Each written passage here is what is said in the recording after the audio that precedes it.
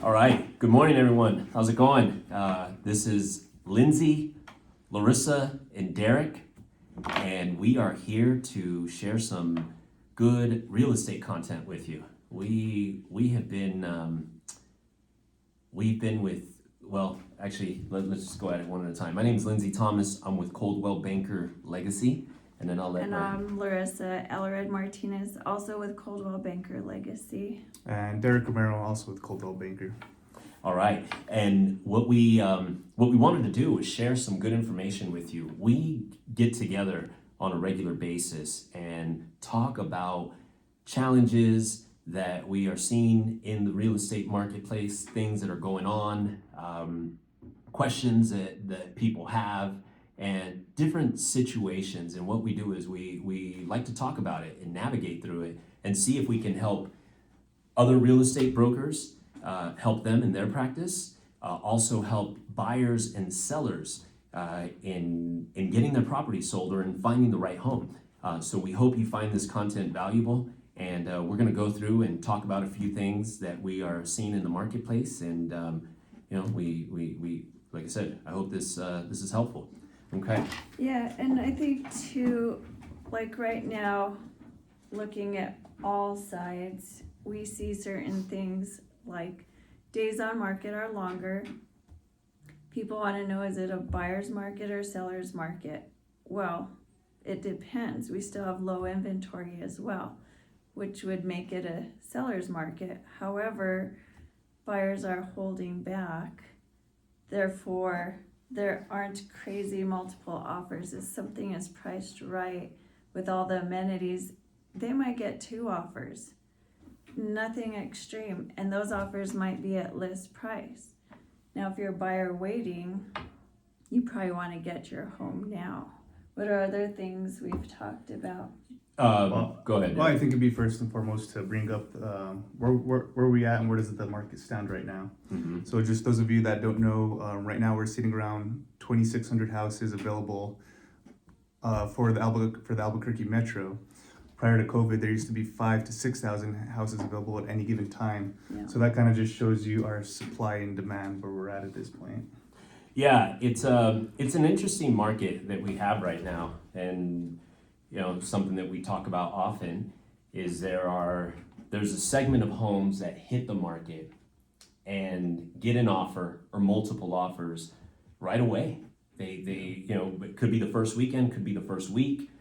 Typically, like within the first 10 days or so, Right. is something that we see. So we see that segment of the market, but then we see another side of the market that people talk about a lot, and that's the side where people say, "Oh, prices are going down." That's interesting because it's not what it looks like. Exactly. Do you want to expand on that a little bit? Well, right, and it's correct. So there's two segments of the market. So there's the one segment of the market that, again, like we talked about, homes. You've got sellers that'll put their house on the market. They are priced competitively. They look good. They've done the repairs. They've done the updating that's required or that should be there for that price point. They hit the market, they're presented, they are shown, they get an offer or they get multiple offers quick and easy. It's kind of like in and out. And then we have the other side of homes that sit on the market for a while, and because of those, and here's what happens is homes will go on the market, the price is not in line with where it should be, and what happens is a seller realizes that, okay, that wasn't the price point. Now I've got to start moving that price. Now I've got to start bringing it down. And so what the market sees is it looks like prices are going down, but really it's just a seller adjusting their price to where it should have been. Right, so there's a range of a low, a median, and a high, and sometimes it is a seller's decision. Well, can't I go above that? Let's just see what happens, even if we've advised not to do that. And then they find out rather quickly, and we listen to the feedback. And usually you get the same feedback again and again, and you know what's going on. And then too, when sellers want to, like you said, Larissa, when sellers want to go above the range, we're always advising, that's fine, you make the decision as a seller. We will try that out, but within the first week, if we're not getting the traction that we need to adjust accordingly and quickly. Because we've seen time and time again, the longer you sit on the market, what's more appealing to buyers, a house that just freshly hit the market and is priced competitively, or a house that's been on the market for 3, 4, 5 months. And the longer it sits on the market, that's when you're gonna be getting the negotiators and investors. The one of the common discussions that we've had in our group. So again, we meet on a consistent basis, and we like to talk about these scenarios and talk about, okay, what's the conversation that we should be having? What questions should we be asking? How can we help? Because ultimately, people hire us to help guide them in their real estate transaction, whether they're buying a house, whether they're selling a house. They want our guidance. They want our expertise, our experience. And so one of the things that we have noticed right now, there's always a different trend in real estate. So 5 years ago, here's what I mean by that. 5 years ago, the dilemma that we had, the situation that we had was if we were working with a buyer and a buyer was wanting to put an offer on a house, they were dealing with multiple offers. It was, you had to run, jump, and get after it right away. But then also you had to ensure that you were competitive.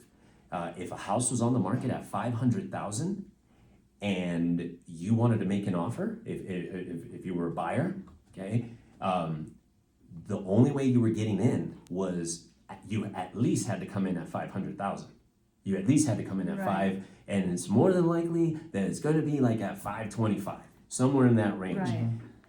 And the challenge we had was working with buyers and helping them, guiding them so that they wouldn't, because you'd have a buyer that's like, I want to make an offer at 475, and you're like, I can't do anything for you. Right. It's not going to happen.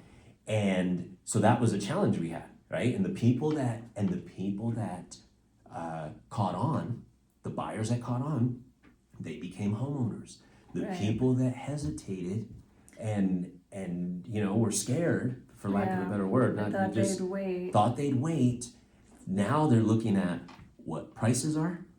They're looking at what interest rates are, and a lot of them are kicking themselves for doing that. Right. So that was 5 years ago. Now the challenge we have is on the seller side.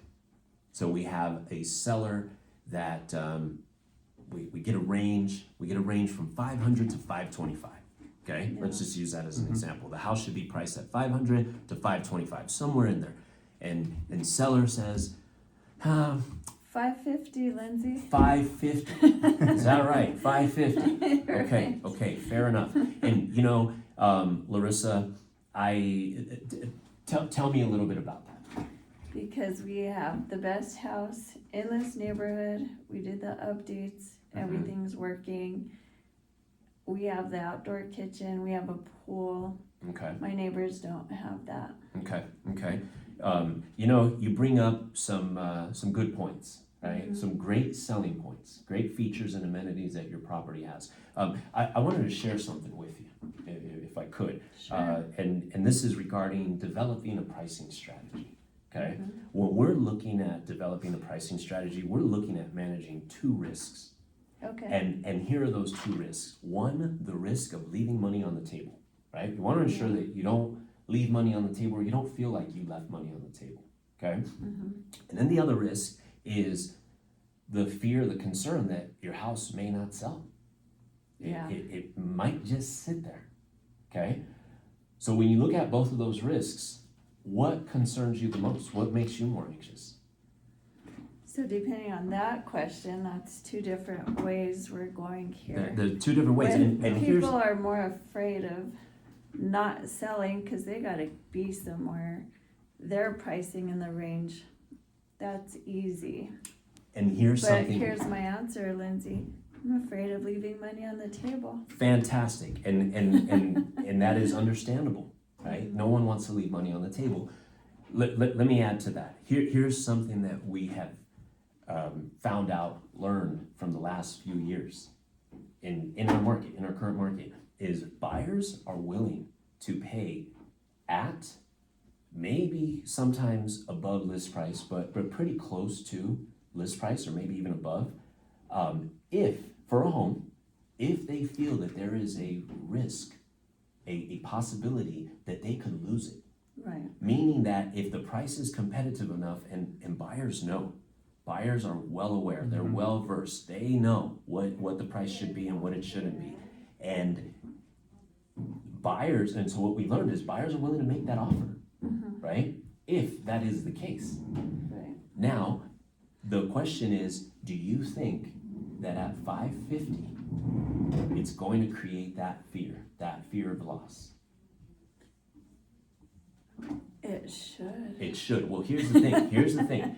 Most of the homes in your area, similar to yours, maybe, not exact same features, but maybe they have something you don't, just it goes back and forth.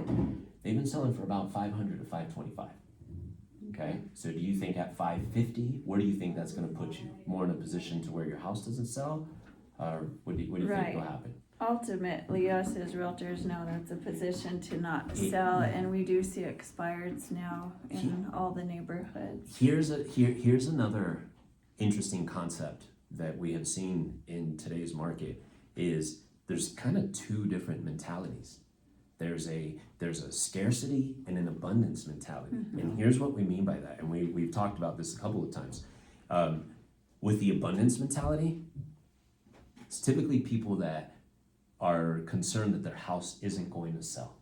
Yeah. Right? It's people that are like, I just don't want my house to sit there. I don't want it to go stale. I need it sold. I got to move on. I've got to do something else with my life. I'm moving to Colorado, whatever it is, whatever's happening.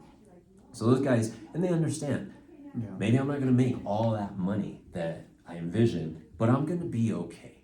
Yeah. I'm going to be able to make it work, right? I'll be able to make it work. And then you've got the, for lack of a better term, just call it what it is, you got the scarcity mentality, like, I don't want to leave money on the table. And this is a scary thing that we hear, and tell me if you agree, guys. I need to net out X amount. Right, and the reality is a buyer's not concerned what a seller needs at all.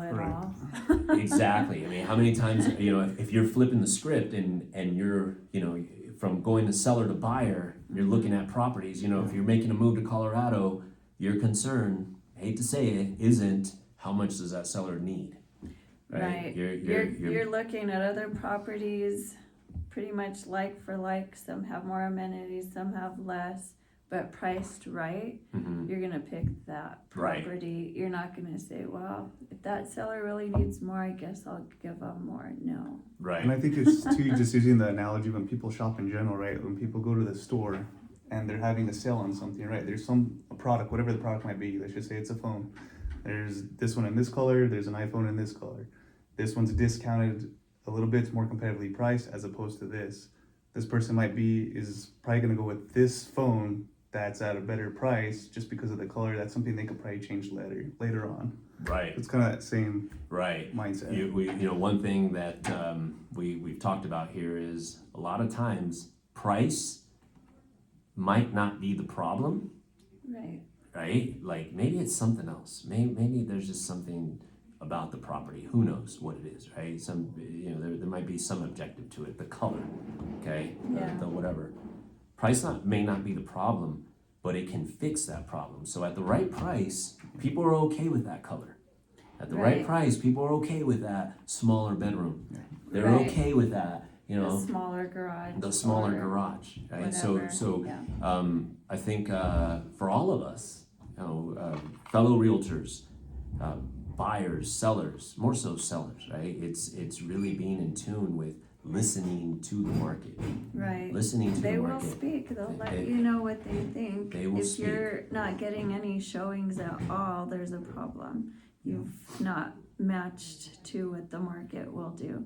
If you're getting showings and no offers, you didn't quite make the mark because they made a different decision. Otherwise, you're getting offers right away. Yeah. But as you see, we have lots to say.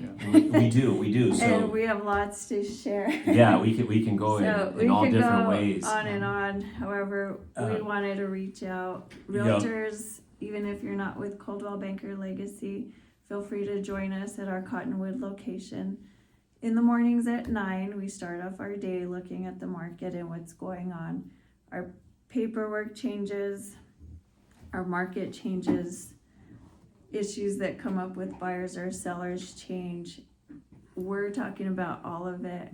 Yeah. Buyers, sellers, if you have a question, shoot it out to us. We're happy to expand on any of this, but more to come. Yeah, absolutely. And we wanted to bring this to you guys. We feel like it's valuable information on whatever side you're on. If you're involved in a real estate transaction right now, whether you're a realtor, whether you're a buyer, whether you're a seller, whether you're contemplating it, anything of that sort, we want to be a valuable resource to you. You know, Right. you might have other favorites, and that's okay. But if you feel that we have some good content and it's helpful and it can help you have a good conversation, that's what we want to do. Again, I'm Lindsay Thomas with Coldwell Banker Legacy. I've been here 13 years at Coldwell Banker Legacy. I've been in the greater Albuquerque area, or in Albuquerque, since 1998.